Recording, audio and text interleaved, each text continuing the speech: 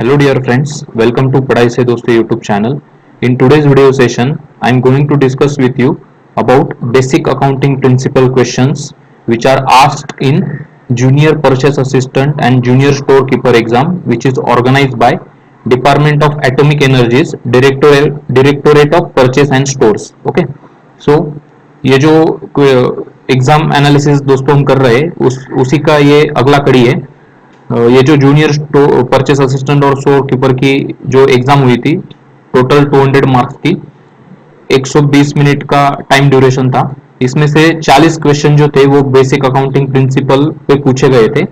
Okay, तो ये है part B2 which consist of basic accounting principle, मूल लेखांकन सिद्धांत। तो इसके शुरू के 20 सवाल हम देखने वाले हैं इस वीडियो सेशन में। इसका और एक सेकंड पार्ट आएगा, उसमें आगे के 20 क्वेश्चंस हम देखेंगे। ओके, वीडियो शुरू करने से पहले एक डिस्क्लेमर मेरी तरफ से, मेरा कोई भी कॉमर्स बैकग्राउंड नहीं है, तो इसलिए जो भी बेस्ट रिसोर्सेस मुझे मिले उसके हिसाब से मैंने ये आंसर्स मार्क किए यहाँ पे। अगर आपको इसमें कोई डिस्क्रिपेंसीज मिलती है या कोई कॉमर्स बैकग्राउंड का कैंडिडेट है, उसको यदि कोई और क्लोज आंसर अगर इस सवालों का मिलता है तो आप कमेंट सेक्शन में जरूर मेंशन कीजिए। ओके, तो चलो डिस्कस करते हैं। इसमें जो पहले 4 सवाल है, इसमें आपको करेक्ट ऑप्शन चुनना है। इसमें 4 विकल्प दे रहेंगे, उसमें से आपको सही चुनना है। तो देखो क्वेश्चन नंबर 41 है यहाँ पे, increases in assets are debits and decreases are credits. Okay, तो ये बहुत ही सिंपल है। कोई भी असेट्स अगर इंक्रीज होते तो उसे, असेट इंक्रीज होना मतलब क्या कि सपोज मेरे पास कैश है मेरे अकाउंट पे और मैं मार्केट में जाके कोई चीज परचेस करता हूं, तो वो चीज मेरे पास आ गई, मतलब मेरे पास एसेट आ गया और मेरा अकाउंट डेबिट हो गया, राइट। और इसी का अपोजिट है, अगर मेरे पास कोई चीज है वो मैंने मार्केट में बेच दी तो सामने वाले बंदे ने मेरे अकाउंट पे कोई पैसे ट्रांसफर किए, इसका मतलब क्या कि मेरा अकाउंट क्रेडिट हुआ। तो पहला सेंटेंस तो सही है कि increase in assets are debits and decreases are credits. उसी का अपोजिट ऑप्शन बी में दिया है, देखो, increase in liabilities are credits and decreases are debits. अगर मेरे ऊपर कोई लायबिलिटी है, मतलब मेरे ऊपर कोई क्रेडिट है, ऋण है, ओके, अगर वो लायबिलिटी डिक्रीज होती है मतलब क्या कि मेरे अकाउंट से वो डेबिट हो गई, वो कर्ज मैंने उतार दिया, इस तरीके से हम बोल सकते हैं। उसके बाद ऑप्शन नंबर सी देखो, increases in owners capital are credit and decreases are debit. Okay, जो ओनर्स कैपिटल होता है, मतलब कोई भी कंपनी है सपोज और उसका कोई किसी बंदे ने उसको स्टार्ट किया है खुद का कैपिटल डाल के, तो वो क्या हो गया कि उसने उस कंपनी को क्रेडिट दिया है, मतलब वो क्रेडिटर है, उसका अकाउंट क्रेडिट रहेगा। और जब कंपनी उसके प्रॉफिट में से ओनर्स कैपिटल उसको लौटाएगी, उसका मतलब क्या होगा कि वो ओनर्स कैपिटल से डेबिट हो जाएगा, राइट। तो इस तरीके से ये तीनों ऑप्शन जो है वो सही है, इसलिए all of the above are correct. Okay, then next one, option number A, increase in expenses are debits and decreases are credits. Okay, तो सपोज मेरे पास सैलरी है और मेरे घर के कुछ खर्चे, अगर मैं उस खर्चे के लिए पैसे पे कर रहा हूं, इसका मतलब क्या है कि मेरा जो अकाउंट है वो डेबिट हो रहा है। अगर मेरे एक्सपेंसेस कम हो जाएंगे या उसका अपोजिट हम करेंगे तो इसका मीनिंग क्या होगा कि मेरा अकाउंट क्रेडिट रहेगा, या जो भी एक्सपेंसेस में रिड्यूस करूंगा तो इसका मतलब क्या है कि मेरा अकाउंट डेबिट नहीं होगा, इसका मतलब ही क्या है, उसका अपोजिट क्रेडिट, राइट। तो इस तरीके से आप इसको देख सकते हो। ऑप्शन नंबर बी है, इंक्रीज इन रेवेन्यू और incomes are credits, decreases are debits. Okay, तो रेवेन्यू और इनकम अगर मेरे अकाउंट पे आ रहा है तो वो क्या है, क्रेडिट है। सही है ना ये बात, तो कि मेरे अकाउंट पे क्रेडिट हो रहा है मतलब क्या कि कैश मेरे अकाउंट पे आ रहा है। रेवेन्यू, सपोज मेरा पानीपुरी का ठेला है और किसी ने आके वो पानीपुरी खाई और मेरे अकाउंट पे पैसे ट्रांसफर किए, तो वो मेरा रेवेन्यू हो गया, तो वो क्या होगा कि मेरे अकाउंट पे क्रेडिट हो गया। और अगर मैं किसी को पे कर रहा हूं तो वो डेबिट है, तो ये भी आपका स्टेटमेंट सही है। So option number C is the correct answer, both A and B are correct. अगला सवाल देखते हैं, as transactions are recorded in chronological order in journal, one can not get complete information about the business transaction on time basis. Okay, तो यहाँ पे not get बोला है इन्होंने, तो ये जितना मेरा स्टडी है, मेरे हिसाब से जो भी जर्नल में एंट्रीज होती है वो जिस हिसाब से मतलब पूरे दिन में जैसे ही ट्रांजैक्शन होते रहते हैं तो उस हिसाब से वो एंट्रीज उसमें आती रहती है। तो टाइम बेसिस पे किस तरीके से ट्रांजैक्शन हुए बिजनेस के वो हमें पता चलता है, लेकिन यहाँ पे नॉट वर्ड का इस्तेमाल हुआ है इसलिए मुझे करेक्ट नहीं लग रहा है। Entries recorded in journal are supported by a note term as a voucher. तो ये टर्म मेरे लिए नया है। Entries recorded in journal are supported by a note term as narration. The journal does not form basis for posting the entries in ledger। अब ये D भी गलत लग रहा है, तो इसमें से जो सही जवाब होगा वो बी और सी में से कोई होगा। जो भी अकाउंटिंग बैकग्राउंड से या कॉमर्स बैकग्राउंड से वो डेफिनेटली कमेंट सेक्शन में इसका जवाब भेजना, क्योंकि I can't able to find the correct answer for this one, right. Next question, rent paid to landlord is credited to landlord's account. Second statement है उसमें, rent paid to landlord is credited to cash account, rent paid to landlord is credited to rent account. तो ये cash account और rent account ऐसे तो कोई account के type होते हैं, मेरे जानकारी में तो नहीं है ऐसे कुछ। अगर आपके जानकारी में इसके बारे में कुछ इंफॉर्मेशन है तो डेफिनेटली आप शेयर कर सकते हैं। According to me the correct answer should be option number A, rent paid to landlord is credited to landlord's account. Okay, वो लैंडलॉर्ड्स अकाउंट उसका अकाउंट किस नाम से खोलता है ये हमें नहीं पता, तो वो कैश अकाउंट है या रेंट अकाउंट है और कौन सा अकाउंट है। So according to me the correct answer should be option number A. Which financial statement represent the accounting equation asset equal to liability plus owner's equity? Okay, तो ये क्या होता है, जो बैलेंस शीट का जो अपना बेसिक फॉर्मूला होता है अकाउंटिंग का कि उससे बैलेंस शीट इसलिए बोलते हैं क्योंकि asset is equal to liabilities होते हैं उसमें, राइट। तो लायबिलिटी का एक और पार्ट होता है, वो होता है ओनर्स इक्विटी, तो इसलिए हम इसे बैलेंस शीट बोल सकते हैं। इनकम स्टेटमेंट तो नहीं बोल सकते क्योंकि इनकम स्टेटमेंट थोड़ा अलग होता है। जो भी हमारे रेवेन्यू इनकम होता है या कोई कैपिटल हमारा कोई एसेट है वो बेचने के बाद कैपिटल गेन होता है तो वो हम इसमें शो कर सकते हैं। स्टेटमेंट ऑफ कैश फ्लो में क्या होता है कि इन्वेंट्री जो होती है उसका इन एंड आउट जो होता है, कितना कैश आया कितना गया, तो उसके बारे में होता है। Statement of profit and loss में भी हम ये नहीं शो करते, वो तो अलग होता है थोड़ा। तो ये बैलेंस शीट इसका सही जवाब होगा। Question number 46, the debit return of as a bad if received subsequently then.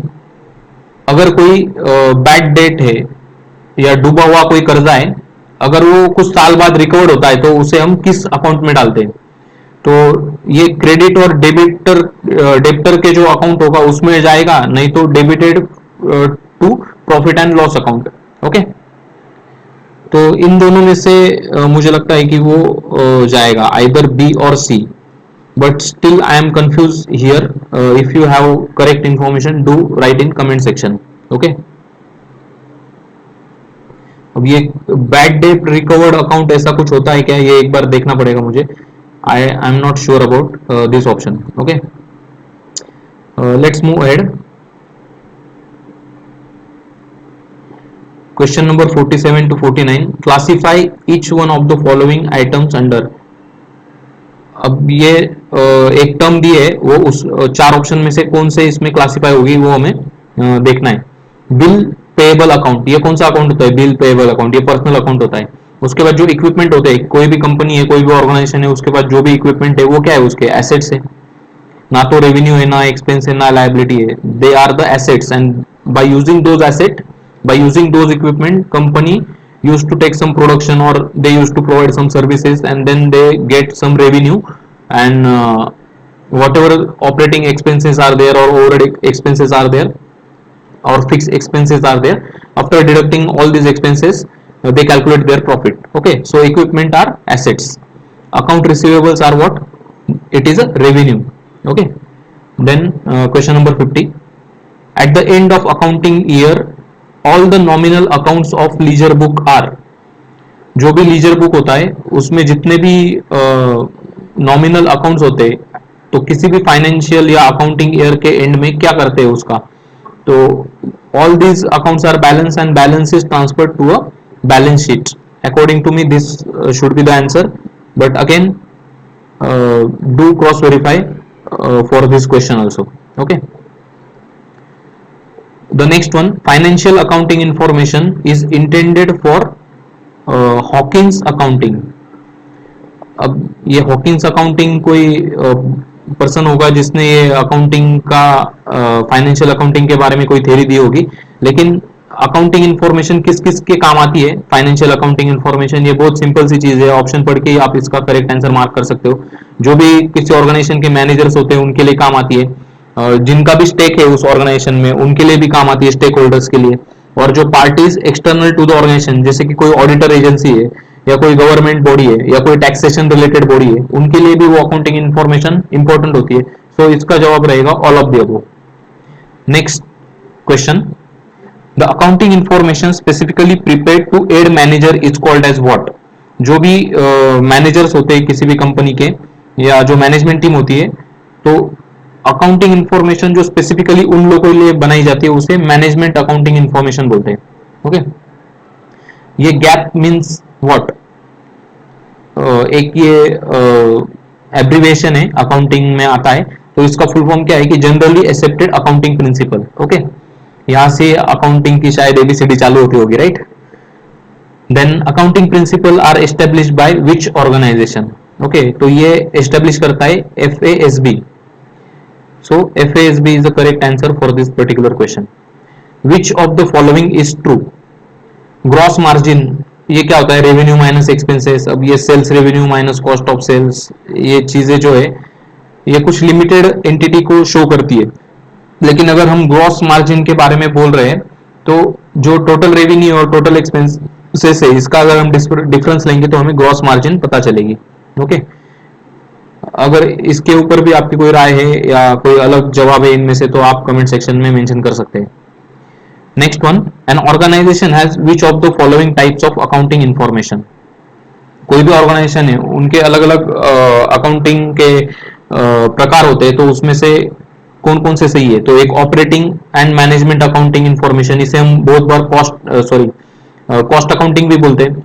जो भी किसी भी सपोज कोई कार असेंबल हो रही है किसी कंपनी में, suppose Mahindra and Mahindra company है जो कि कार मैन्युफैक्चरिंग कंपनी है, तो जो भी रॉ पार्ट्स आते हैं वहां से लेके एक फिनिश प्रोडक्ट बनने तक कौन कौन सी कॉस्ट उसमें इंकर्ड होती है, किस प्रोसेस में कितना टाइम लगता है, उसमें कितनी कॉस्ट इंकर्ड है, तो ये सब डिसाइड करने के बाद एक पर्टिकुलर जो कार बनती है उसकी एक यूनिट की कॉस्ट कंपनी डिसाइड कर पाती है. तो वो operation and management accounting information उसके लिए हेल्पफुल होता है, उसे कॉस्ट अकाउंटिंग भी बोलते हैं. Management and financial accounting information, जो भी मैनेजर्स होते हैं उनके लिए कुछ अकाउंटिंग इंफॉर्मेशन होती है, या जो भी उनकी पॉलिसी मेकिंग कोई बॉडी होगी तो उनके लिए कोई अकाउंटिंग इंफॉर्मेशन है, तो वो एक उनका अकाउंट होता है. उसके बाद financial and tax accounting information, तो ये एक होता है कि जो कंपनी की जो टैक्स लायबिलिटी बनती है उसके लिए ये अकाउंट मेंटेन किया जाता है. तो इसका सही जवाब होगा ऑल ऑफ द अबव. अगला सवाल है, the economic resources of an entity are called as what? किसी भी एंटिटी के कोई भी इकोनॉमिक रिसोर्सेस है तो उसे हम किस कैटेगरी में क्लासिफाई करते हैं? तो वो है assets. Okay, the claims of various parties against economic resources of an entity is called as what?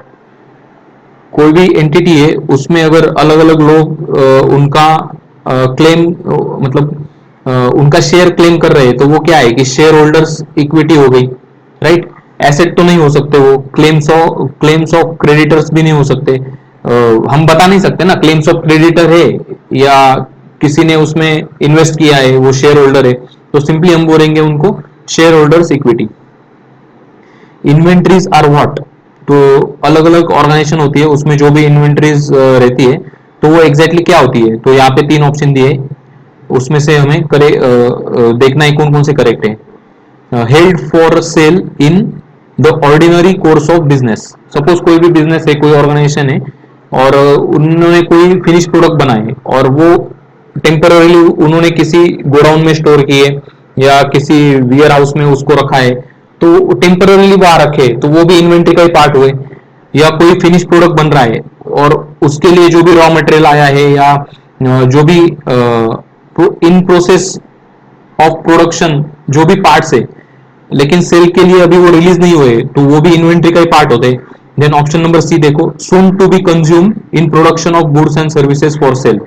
तो जो भी गुड्स एंड सर्विसेज सेल के लिए बनाई जा रही है उसमें जल्दी वो चीजें कंज्यूम होने वाली है।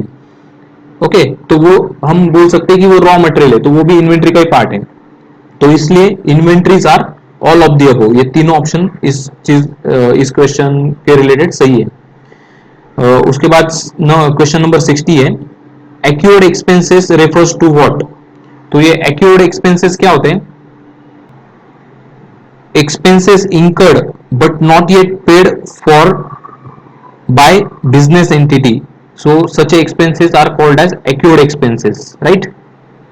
So earning by outside parties but not been paid by the entity, ये भी ऑप्शन सही है। सेकंड ऑप्शन है, नो इनवॉइस और similar document submitted by party to whom the money is owed, ये भी सही है। और interest earn by a lender but not yet paid by entity. तो मेरे ख्याल से ये तीनों भी ऑप्शन इस पर्टिकुलर क्वेश्चन के सही रहेंगे और इसका सही जवाब होगा all of the above, right. तो इस तरीके से दोस्तों हमने ये पहले 20 सवाल देखे। आगे के जो 20 सवाल है उसके उसके ऊपर भी एक वीडियो सेशन में जल्दी लेके आऊंगा। Till then do practice well and be confident about your preparation. जो भी आपने पढ़ा है, जो भी आप पढ़ रहे हैं या जो भी प्रैक्टिस आप कर रहे हैं उसके बारे में कॉन्फिडेंट रहिए। बिकॉज एग्जाम में जो होता है ना, वो जो 2 घंटे का एग्जाम होता है उसमें आपकी मेंटल स्ट्रेंथ बहुत मैटर करती है। आपने पूरे साल पढ़ा है, नहीं पढ़ा है, कितना पढ़ा है, कैसा पढ़ा है, कौन से रिसोर्सेज यूज किए, ये सारी चीजें एक तरफ रहती है। और आपकी जो विलिंगनेस होती है, आपकी जो उस 2 घंटे में एग्जाम को टैकल करने का आपका जो तरीका होता है, या हम बोलते हैं उसको कि प्रसंगावधान, उस टाइम पे आप किस तरीके से सोचते हो और किस तरीके से आपका माइंड डिसीजन लेता है, ये 4 ऑप्शन देख के, तो ये बहुत इंपॉर्टेंट होता है। So take care of your health, take care of your revision, whatever you have done previously, do only that thing, don't do any new things. Okay, so all the best for your exam. Thank you.